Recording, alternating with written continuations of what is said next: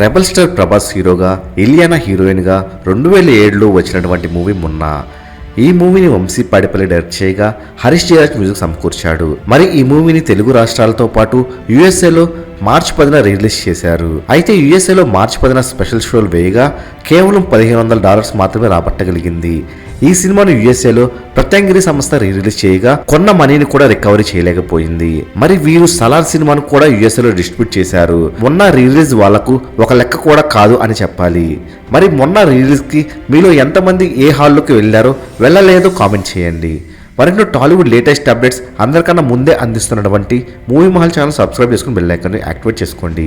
ఈ వీడియో మీకు నచ్చినట్లయితే లైక్ షేర్ కామెంట్ చేసి మూవీ మహల్ ఛానల్ సపోర్ట్ చేయండి.